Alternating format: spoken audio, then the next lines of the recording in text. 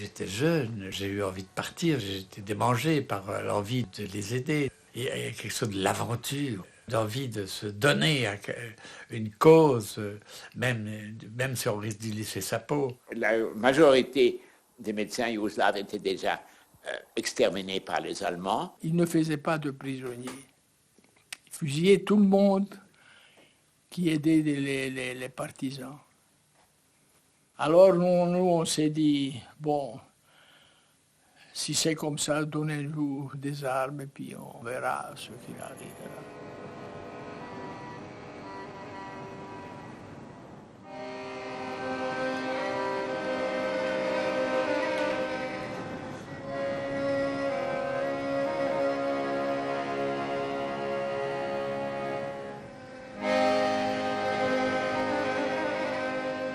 Šta autor? A ništa, dođe tamo, sad uvijek šačaca. Opalazio svoj posao. Jedino znam da je bio taj doktor, jer i tamo su ga zvali doktor Švicarac. Svaki obožavali su ih.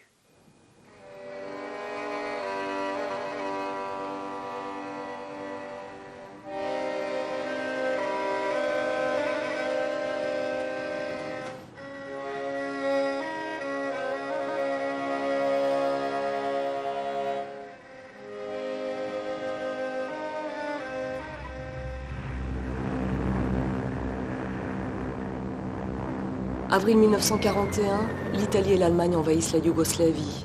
Les grandes villes, bombardées, tombent rapidement. Le 10 avril, un État oustachi indépendant est proclamé en Croatie. Il est à la solde de l'occupant nazi.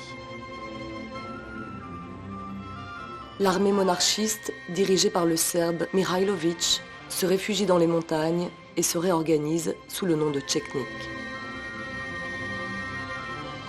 Le 15 avril, Tito, secrétaire général du Parti communiste yougoslave, appelle le pays à la résistance, puis au soulèvement militaire après l'attaque allemande contre l'URSS.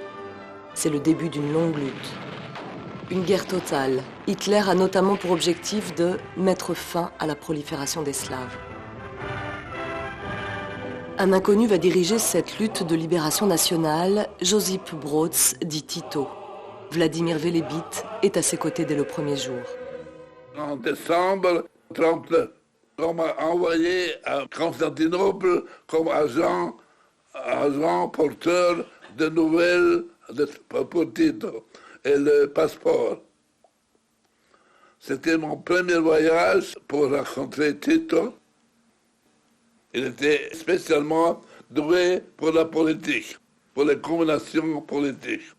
Il était, comment dirais-je, un leader né avec un charme spécifique.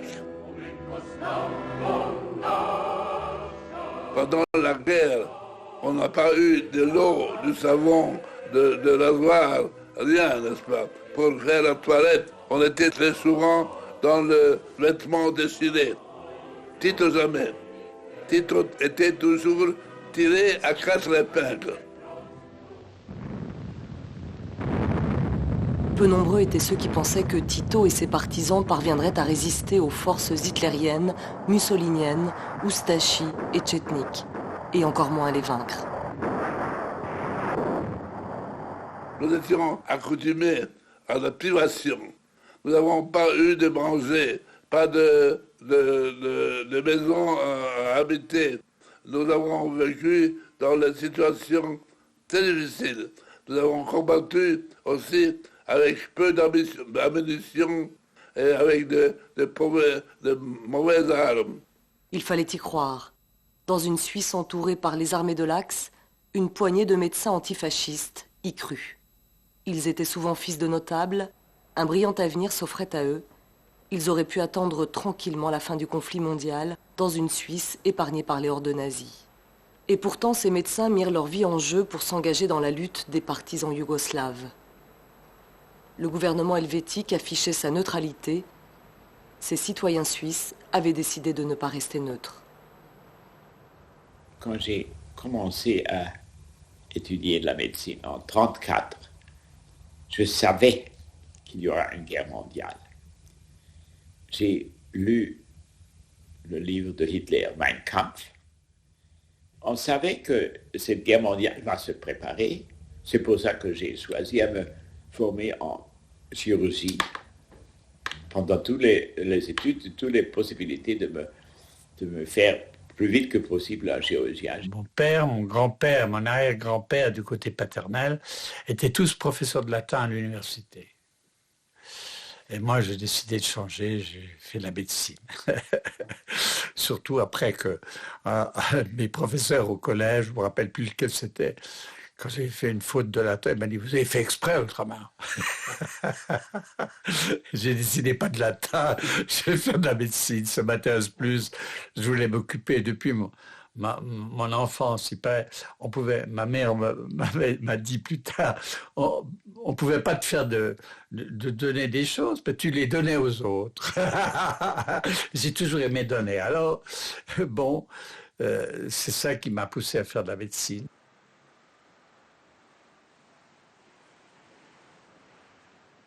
Mon père était conseiller d'État socialiste, social-démocrate. Il a été en charge 37 ans. Et il a joué au Tessin un certain rôle. Il est très connu. Ma maison, étant donné la position de mon père, était comme un port de mer, où chaque jour il y avait quelqu'un qui venait dormir chez nous et qui était un réfugié du fascisme, un réfugié de l'Italie, qui venait d'Italie et qui devait partir parce qu'il était persécuté.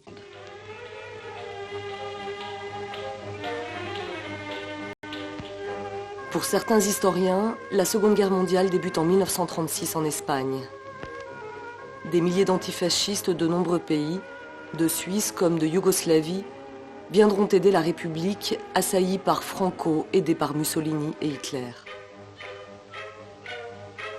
La Centrale sanitaire suisse, une association d'entraide médicale, a été fondée en 1937 afin de venir en aide à la République espagnole. Les activités déployées par cette organisation seront très importantes. Un de ses grands succès consistera à acheminer du sang en Espagne, collecté à Genève par le docteur Roger Fischer, que nous retrouverons en Yougoslavie. La centrale sanitaire, c'était une organisation de gauche qui avait des dirigeants pseudo-communistes ou communistes, crypto-communistes. Ma femme a pris part au corps médical des brigades internationales. C'était tout à fait clair dans toute l'Europe, pas seulement en Europe, de tout le monde. Les gens, jeunes gens engagés en gauche qui étaient capables pour combattre ou bien qui avaient une spécialité comme Gaulle qui vont en Espagne, c'est clair. Mon père était un socialiste, mais un socialiste plutôt de droite. Il a fondé l'association des Amis de l'Espagne républicaine et il a été en Espagne, il a organisé cette association qui a fait une aide importante sur le plan idéologique et sur le plan matériel aussi, médicaments et autres choses pour les républicains espagnols.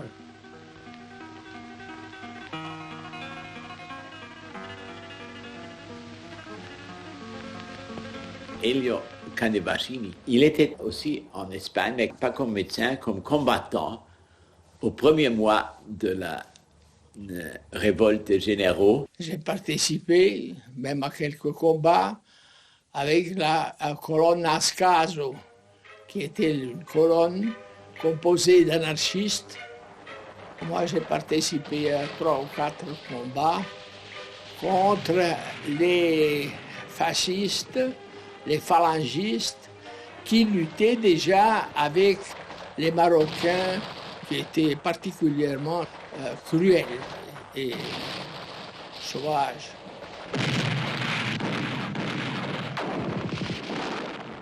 Moi, je voulais aussi aller en Espagne, mais ils n'acceptaient pas des étudiants en médecine. Elle voulait avoir des médecins formés. Ma femme se déclarait anarchiste. Moi, j'étais socialiste, non dogmatique. Cette société anarchiste, moi je l'ai vue comme une fleur qui est en train de sortir, de commencer à vivre. Quand je suis arrivé à Barcelone, moi, il n'y avait pas d'argent. Eux, les anarchistes, avaient pris Barcelone et avaient aboli tout argent. Moi, je n'avais pas un peseta. C'était tout par bon. On nous écrivait un bon pour une paire de souliers, un bon pour une nuit ici, un bon pour un repas là. Et puis tam, les timbres de la CN, de la faille, du parti de Poum, etc. Et ça, j'ai trouvé magnifique, extraordinaire. Cette liberté totale, affranchie de toute bureaucratisme de n'importe quelle sorte. Hitler, après avoir aguerri des troupes en Espagne, envahit la France et la Belgique en juin 1940. Une année plus tard, en juin 1941, le dictateur allemand concentre toutes ses forces pour attaquer l'Union soviétique. Unaufhaltsam stoßen die Armeen in harten Kämpfen nach Osten, bis zur endgültigen Vernichtung des bolschewistischen Feindes. Les victoires des armées hitlériennes sur le front de l'Est suscitèrent une grande admiration dans une partie de l'élite suisse qui apporta son soutien à cette croisade contre le bolchevisme en organisant 4 missions médicales sur le front de l'Est. Gute Reise und auf Wiedersehen. La Croix-Rouge suisse a préparé cela avec l'argent d'abord des banques et puis des millions et des millions de monnaie avec le matériel de l'armée suisse. Bircher avait commandé cette expédition, il avait regroupé un certain nombre de chirurgiens et de médecins. Et je dois vous dire que s'il y a eu une participation si enthousiaste pour la guerre de Tito, c'est en contraposition à cette participation des médecins suisses allemands à la guerre contre la Russie.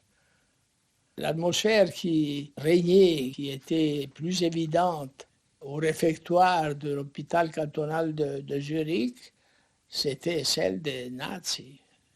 Ils étaient presque tous pro-nazisme. Quand le nazisme a commencé l'envahissement de la Russie, ça a soulevé un enthousiasme énorme parmi ces médecins. Le climat politique et aussi social en Suisse est devenu insupportable. Alors c'est un peu l'organisation faite par la centrale sanitaire, c'est un peu une réponse à ça pour moi. La réponse de la gauche helvétique aux missions du colonel Bircher tardera. Elle prendra la forme d'une mission sanitaire auprès des partisans yougoslaves. Mais il fallait se mettre en contact avec eux. Velebit, c'était le représentant de la Yougoslavie de Tito à Londres. Et c'est lui qui nous a préparé le voyage en Yougoslavie. Et nous avons, bien entendu, invité le docteur et des infirmières de la ville pour nous joindre, pour aider le blessé. J'ai fait la connaissance d'une jeune femme, une étudiante, qui était fille d'une famille suisse, Chamorel. Et puis,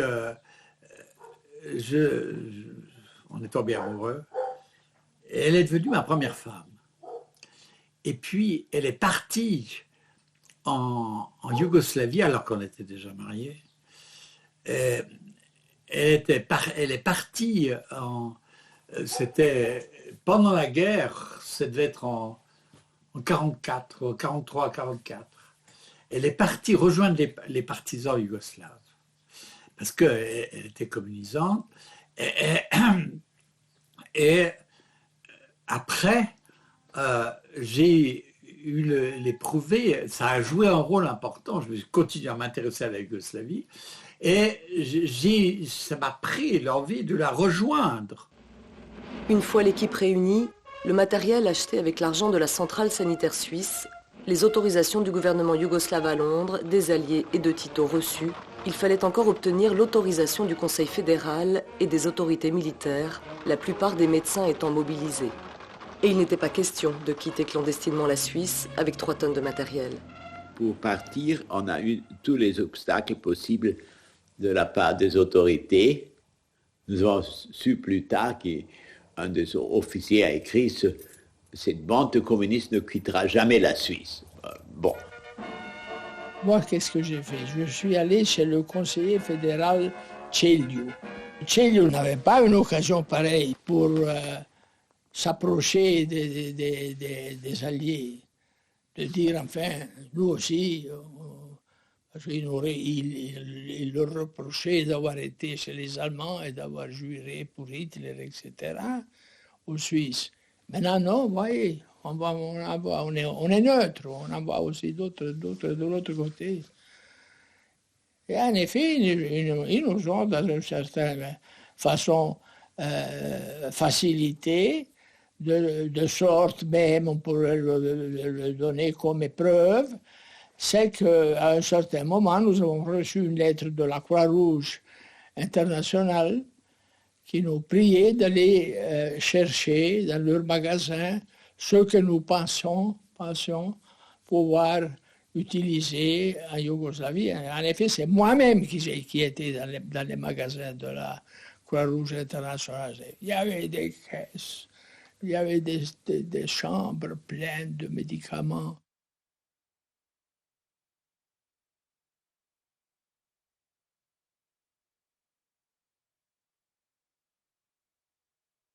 Sur cette photographie, un membre de la mission est absent, le docteur Guido Piderman. C'est le médecin le plus expérimenté. Officier dans l'armée suisse, il compte déjà à son actif une mission de secours aux prisonniers soviétiques de la guerre de Finlande. Nous sommes partis de Genève, de la gare de Genève. Je me souviens de ce voyage. On est entré en France, on est entré dans la zone libérée, et puis on a rejoint Toulon, là, si je me rappelle bien. Et ensuite, on a pris un bateau pour arriver jusqu'à l'Italie, vers là, puis par là-bas. Et là, la nuit, avec un de ces transports maritimes de la Navy, nous sommes allés au Monténégro, près de Dubrovnik. Lorsque la mission quitte la Suisse en octobre 1944, l'armée italienne a capitulé depuis une année et Belgrade vient d'être libérée avec l'aide des troupes soviétiques. Churchill a décidé de soutenir massivement les partisans. Les combats contre les troupes nazies qui se retirent de Grèce notamment restent très violents.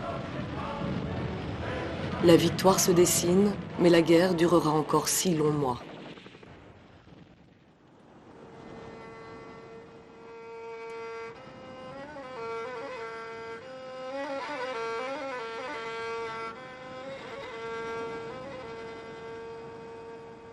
Le quartier général de Tito qui a décidé que ces missions devront commencer le travail au Monténégro, au Crna Gora. Et là, d'abord, on n'a pas même compris ce que nous voulions. Le terme d'une solidarité internationale était inconnu. Jusqu'à ce qu'un commissaire du 2e corps révolutionnaire d'armée est arrivé, qui était un ouvrier, un mineur en Belgique qui parlait français, qui connaissait au moins le terme d'aide internationale. Jusqu'alors, ils n'ont pas compris ce que ces jeunes gens veulent là.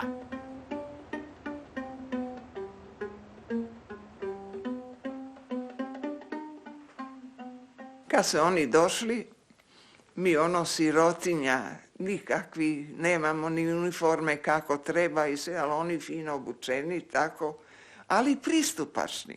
tako su se uklopili kao da smo mi tu bili odavno zajedno. Les Monténégrins étaient tout à fait étonnés parce que nous avons déclaré que nous sommes des médecins. Ils ne croyaient pas. Parce que l'image d'un médecin au Monténégro, c'est un gros monsieur avec un estomac et des bottes, etc., et très riche. Ils ne comprennent pas que nous sommes des médecins.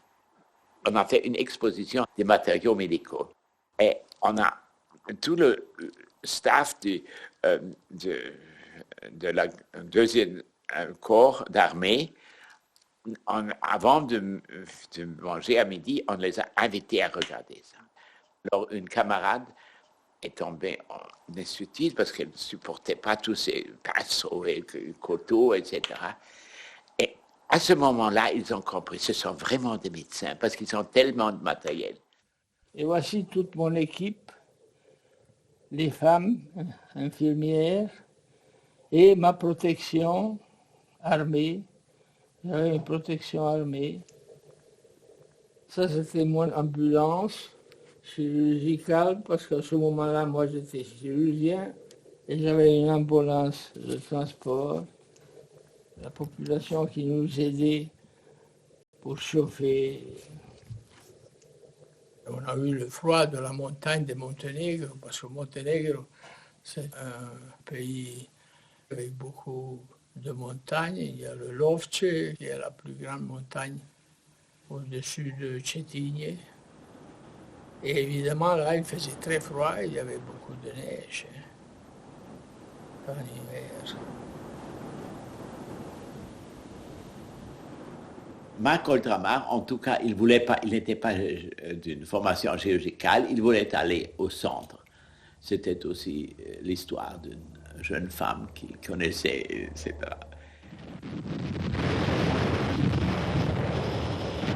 Quand j'étais là-bas, les Allemands étaient en train de commencer à sortir. C'était pas du tout un cadeau qu'ils faisaient, ils tiraient, ils sortiraient en combattant. Et là, moi, je n'étais pas au premier rang des combats, mais il y avait des blessés qu'on soignait. Il y avait encore beaucoup de blessés de l'armée allemande. En Yougoslavie, ils l'ont vécu, si je pourrais dire, avec leur sang. Le meilleur chirurgien, Guido Piedermann et moi, et Goldi, étaient pendant longtemps toujours dans l'hôpital central du 2e corps d'armée au Monténégro. Le frère de Goldi était à une division qui combattait dans les vallées de Lim. C'est entre le Monténégro et la Serbie, gravement blessé au front de Lim, mais après un transport qui a duré 2 semaines, il est arrivé dans notre hôpital. Nous ne savions pas même où il est. Et un jour à l'autre, il est apparu sur des brancards.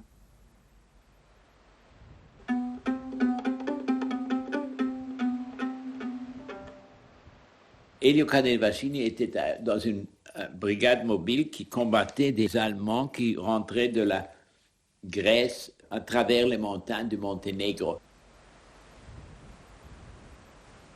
La menace nazie planant autour de son ambulance, Elio Canevacini était armé d'une Kalachnikov. On l'a utilisé quelques fois quand nous avons traversé les régions de Monténégro. Il y avait des loups. C'était des loups affamés qui nous suivaient. Alors, pour les tenir loin, de temps en temps, on faisait partir des rafles de mitraillettes. Mais utiliser contre quelqu'un, pas, non. J'ai eu cette chance de ne pas avoir eu besoin d'utiliser.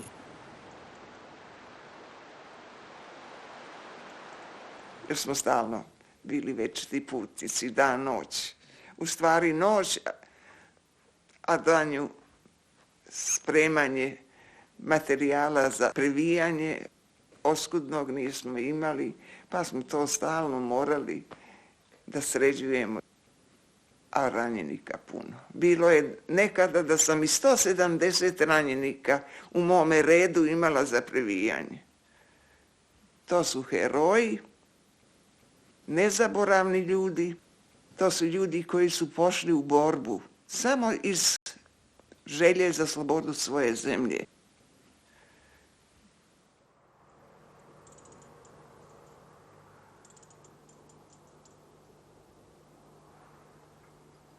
Alors que le Monténégro était occupé par les troupes italiennes, Marco et Darinka Kusevija vivaient dans les montagnes. Tous deux ont rallié les partisans. Ja sam bila u pozadini. U pozadini omladinka, a došli Italijani da pale kuću. I onda strina vidjela i mene sakrila. Očekivali smo kad će da ne zapale sije. To mi je najstrašnije bilo. I onda sam dobrovoljni prilog kupila, dala vojsci, odila nosila na sastanke, organizovala mladinu i tako. I tako sam bila svuj na terenu. Ja sa mojim društvom da pomažemo partizane. J'étais perdu avec mon ambulance. Dans l'hiver 44-45, il y avait une quantité de neige au Monténégro. On était en train de se déplacer d'un endroit à l'autre et on n'avait pas à manger, on n'avait presque rien. Et tout d'un coup, nous avons rencontré des partisans qui nous ont conduits dans une maison cachée dans le bois. Et là, il y avait une quantité de gens avec des gangrènes aux jambes. Et il n'y avait pas ni médicaments, ni médecins. Alors on nous a dit, je sais qu'il y a chez vous un Suisse, parce que les nouvelles circulaient rapidement dans le territoire. Il y a chez nous, vous avez chez vous un Suisse, un chirurgien, il pourrait nous aider, et tout le monde. Tous mes amis, tous les camarades qui étaient avec moi, ils ont dit, bon, vas-y. Nous avons été, et c'est vrai, là, j'ai trouvé une femme qui était enceinte et avait une gangrène à la jambe. Et je l'ai amputée, et avant que je sorte de la maison, elle a accouché un enfant.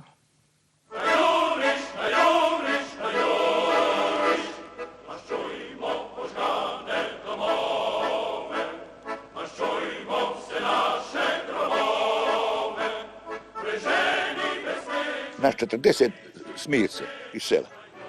Sve u partizanu. Sve u partizanu. A bilo je koji nisu bili za partizane, tako i ali silom prilika, hajde.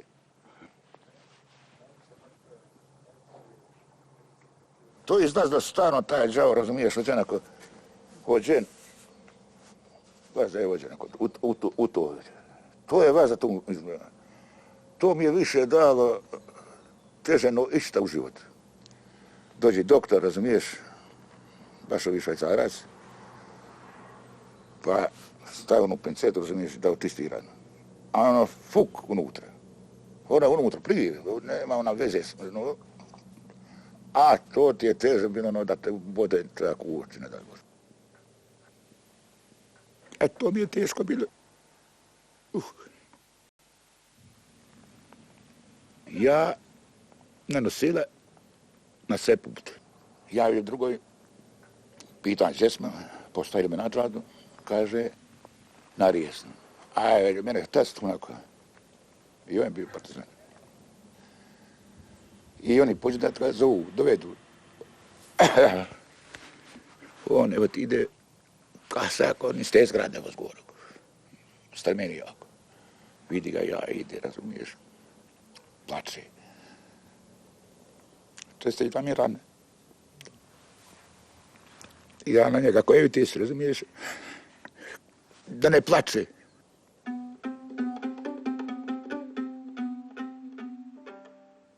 I prebačeni, stojali smo dosta na Kočunu, pa smo prešli na Badi,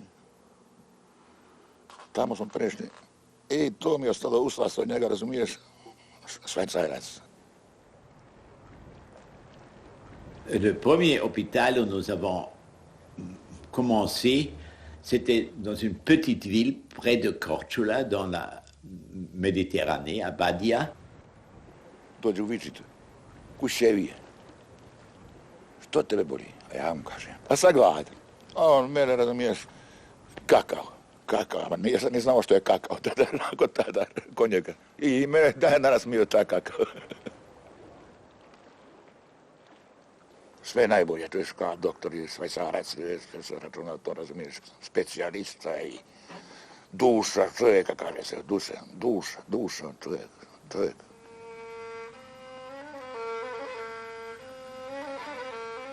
Souvenir de blessés qu'on n'a pas pu guérir, parce qu'on manquait de tout, manquait de matériel, on manquait surtout de médicaments contre les infections. Il n'y avait pas encore la pénicilline.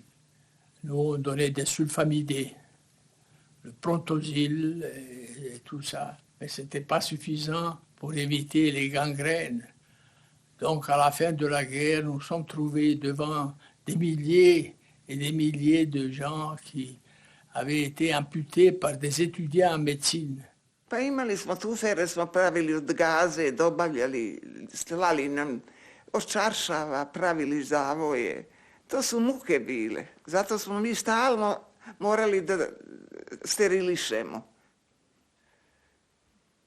Point de vue anesthésique, au début, moi j'avais un peu de chloroforme. J'avais quelques bouteilles de chloroforme, et chloréthyl, et puis anesthésie locale. Mais si ces anesthésies étaient complètes ou étaient bonnes, je ne sais pas vous dire. Parce que ces gens-là étaient tellement débilités, étaient tellement faibles, qu'il suffisait une petite dose de morphine pour avoir une anesthésie presque complète. Il y avait une énorme différence de culture, de savoir-faire. La majorité des infirmières ne savaient pas lire et écrire. Ils ne savaient pas comment ouvrir un robinet. Sur l'île de Korčula, Davor Radošković, alors âgé de 7 ans, contracta une terrible inflammation à la jambe. Il doit sa survie aux médecins de la centrale sanitaire. Taj dan došao iz škole i mene jednostavno počela boliti noga. A to je već bilo sigurno, već je započeta proces unutra upale. To je bila u stvari upala koštane srži. I ja sam došao kući iz škole, rekao ocu i majci kako me to boli, nisam mogao hodat, a oni šta će drugo nego sa mnom odmah tamo, jer to je bio jedini izlaz da smo me poveli tamo na Badiju u bolnicu. I kako sam tamo došao, odmah sutra dan su me odmah prvi put operisali. Jedino znam da je bio taj doktor, jer i tamo su ga zvali doktor Švicarac, meni se ne bi možda ponašao ni rođeni otac. Lijepo, uvijek svako jutro kad bi došli u posjete, u vizite, kako ćemo već reći, svaki put me pomazio po glavi, po kosi, sve nije to bilo nekakvih grubi, brutalnih odnosa i ono, kako kažemo, možda u nekim momentima ne kao otac.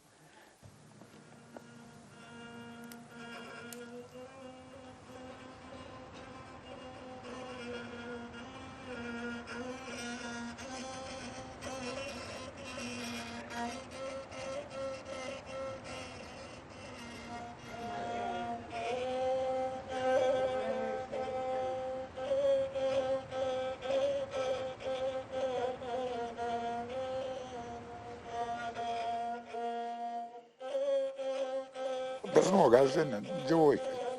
Poznala mama kad sam došao ja tu, ona je bila s Grakova. I ona sve, Marko, brate, ubij me. Ja sam dolazio nakon njega uše gore, na kola, razumiješ, kako se kaže, kola crnogorska, razumiješ, ja sam igrao tu ulicu. I kad me vidjela, Marko, brate, ubij me. Ubij me. Kasapnica je bila, znaš što kaže? Kasapnica. To je bilo sve ovako studeno vrijeme. To je bilo sve. Ona nama ruka, razumiješ, udođena. Ona nama noga ođena, sama sređena, ođena ko ovo. Sve to stojalo kao čizme vojnici kad drže onu obuću. Krevet do kreveta. S kraja kasaja kodali do cijelu tu prostoriju tamo. 80. A ovamo drugi, sve tako. A u sredinu dva kreveta, jedan do drugoga i odmaknut ovako. I ovi koji su teže bili ranjeni, oni su stojali, da oprostiš, gologuzi tu, ležali na one dvije šine od kreveta, tako su stojali. Ja mislim da je onda bilo najveći lijek nož. Il y avait une jeune femme dans l'hôpital à Badia, qui avait perdu les deux jambes, ici, amputation, et c'était une jeune femme qui ne savait pas lire et écrire, très intelligente, et qui était spécialiste pour attaquer avec des grenades à main des convois. Alors c'était très dangereux, fallait s'approcher, de les lancer, puis s'éloigner, se mettre sur terre, qu'on ne saute pas en air avec le bâtiment. On disait qu'elle avait détruit 16 cars allemands et 17e, avec la mitraillette, on a dû couper les deux jambes. Cette jeune femme était très impressionnée de l'hôpital où nous étions. Elle a déclaré qu'elle voulait étudier, bien qu'elle ne savait pas écrire. Elle avait à peu près 18 ans ou comme ça, 17 ou 18 ans, et puis faire l'université et devenir médecin d'enfants. Ça l'intéressait. Et à peu près dans les années 56 ou 57, Guido Piedermann l'a rencontrée à Belgrade. Elle était déjà médecin en chef à l'université de Belgrade, avec deux béquilles.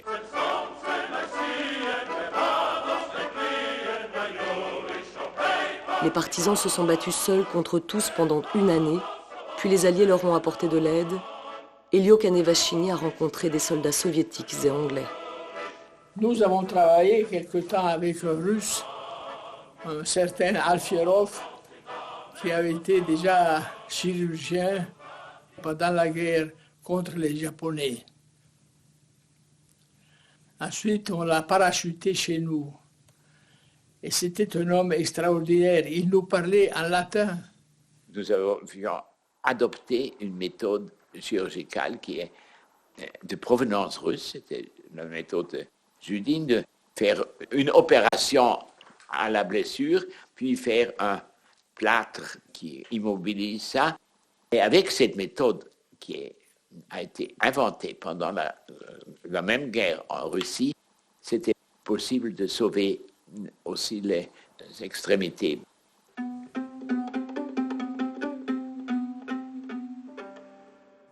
Chaque jour, entre 6 heures du matin et 2 heures du midi, on opérait, une après l'autre, sur 2 tables. Vous savez, c'était impeccable. L'équipe de la centrale sanitaire, c'était 5 médecins, ont fait à peu près 100 000 opérations pendant ce temps. Pendant des mois, on travaillait jour et nuit.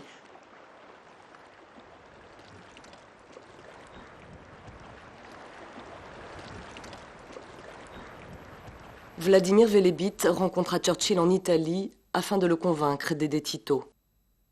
C'est ainsi que des soldats britanniques aidèrent les partisans. Elio Kanevashvili en a soigné plusieurs. J'en avais opéré quelques-uns. Un, il était mort même, et eux, ils ont dû fuir parce qu'ils étaient chassés par les Allemands.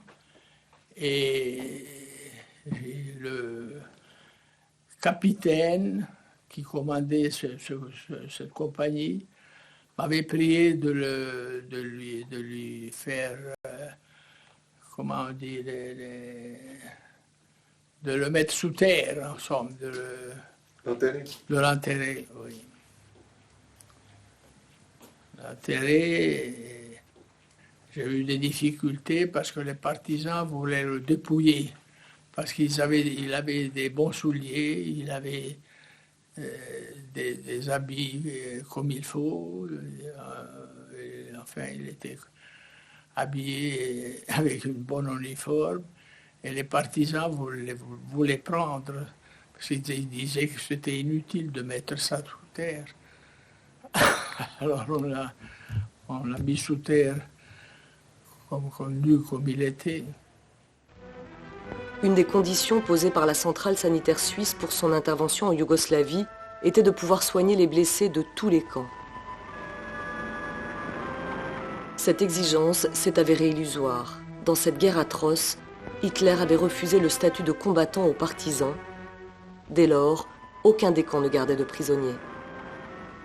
Les partisans, quand ils faisaient les prisonniers, comme ils n'avaient pas de vêtements, surtout des souliers, alors ils déshabillaient complètement avant de le fusiller. Et puis ils prenaient les pantalons, ils prenaient les bas, les souliers, et ils les laissaient là, comme ça.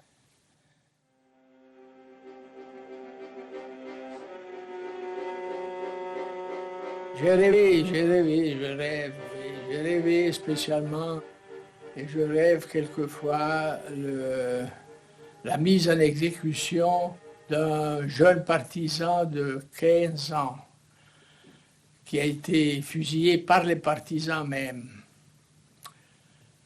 parce qu'il avait trahi, il avait donné des renseignements à un capitaine allemand. Ce capitaine a été fait prisonnier par les partisans, il avait parlé et il avait indiqué le nom de ce garçon. Ce garçon a dû lui-même se préparer sa fosse, comment on dit, sa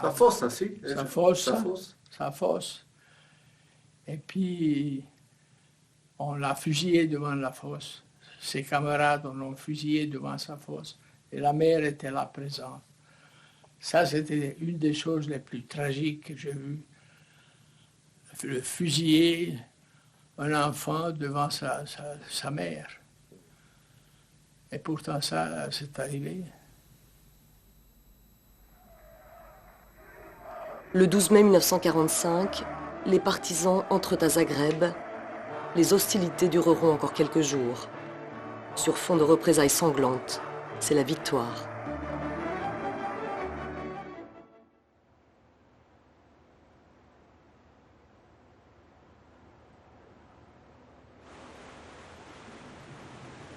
Nešto lijepo bilo je kada se pokojni otac vratio iz rata. I to je bio jedan doživljaj. Zatekao se negdje kapitulaciju Njemačke. Ja mislim tu isto na otoku Korčuli dole u Blatu. I to je bila vojska, mislim ti partizani, to je naravno slovačka vojska, tako je nazvana.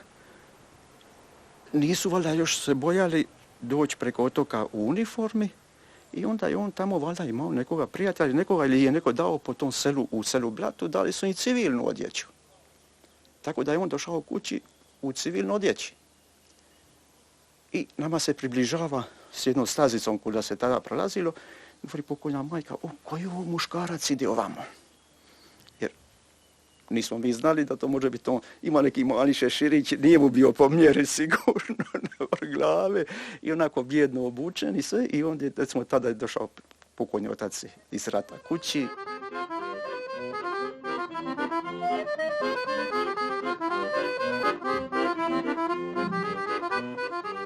Le meilleur souvenir, c'était la fin de la guerre. Le 7 ou 5 mai, je me souviens. À ce moment-là, il y a eu un moment de joie, évidemment, de délivrance.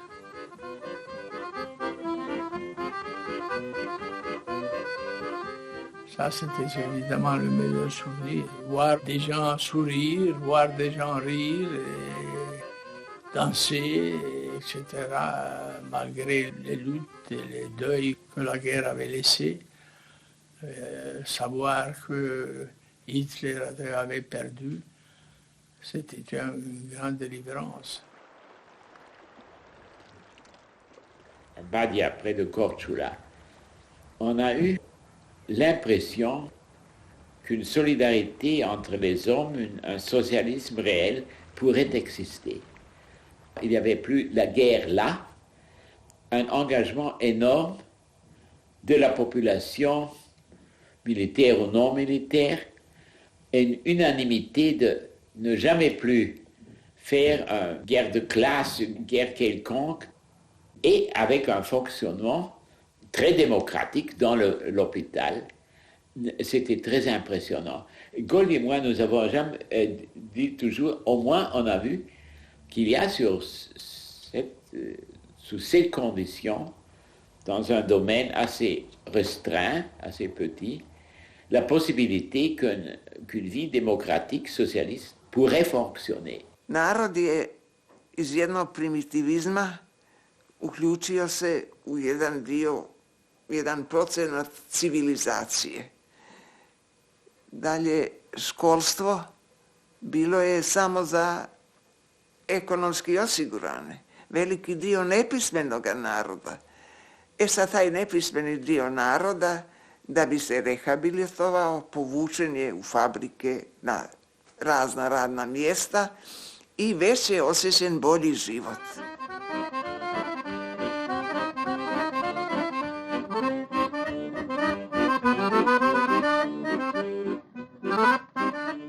Au moment où j'étais là-bas, c'était des gens qui voulaient une nouvelle Yougoslavie et donc pas la Yougoslavie du royaume qu'on avait avant, mais c'était en même temps une armée qui voulait, et chassait les Allemands, mais qui voulait une nouvelle Yougoslavie, une république différente de ce qu'il y avait avant. Tout à fait, c'était révolutionnaire.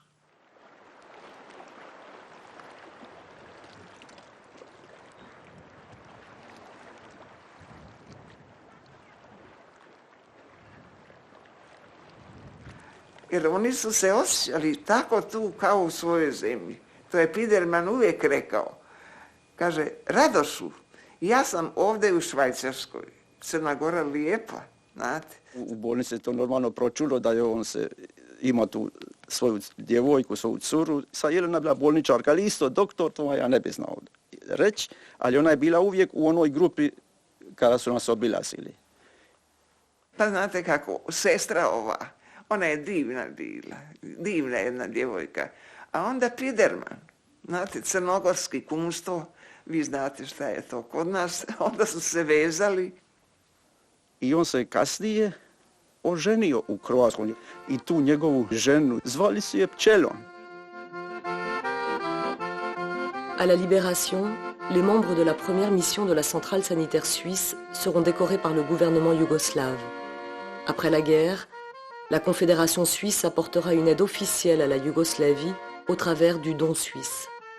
La centrale sanitaire suisse soutiendra des projets jusqu'en 1948. Les partisans à ces missions seront honorés par le gouvernement yougoslave. Tito recevra le docteur Hans von Fischer, un des fondateurs de la centrale sanitaire suisse.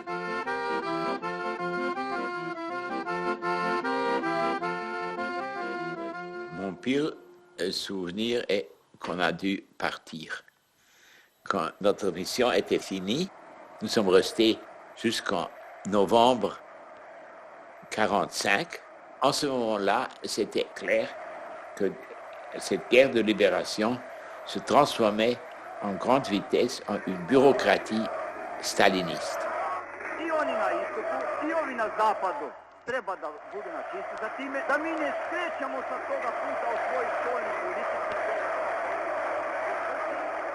Ja sam se oprostila prvo sa doktorom Pidermanom.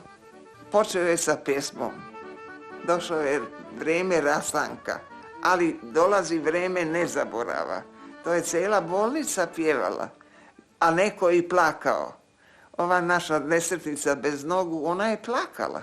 Oni su se svi s njom poljubili, cijela ekipa, i poželili joj sve najbolje, a jasno je kako je bilo najbolje.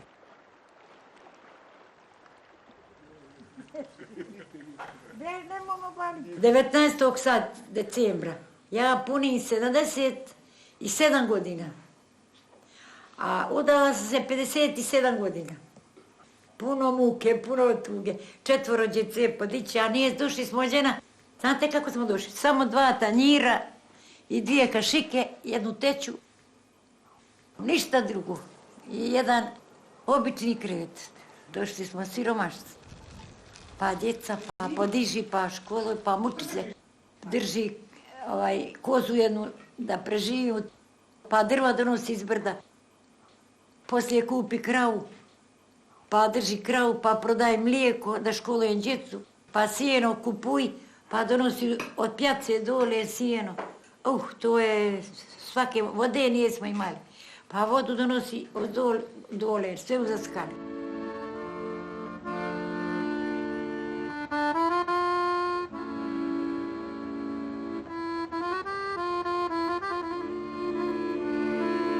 Je suis revenu en été 45. Je suis rentré d'ailleurs malade. Je suis rentré avec une jaunisse. Je m'étais rendu compte que ma femme voulait tellement rester à Belgrade et moi pas, que ça a été finalement mentalement déjà un divorce avant qu'on le fasse réellement. À la fin de la guerre, j'ai vu qu'on voulait faire notre vie séparément.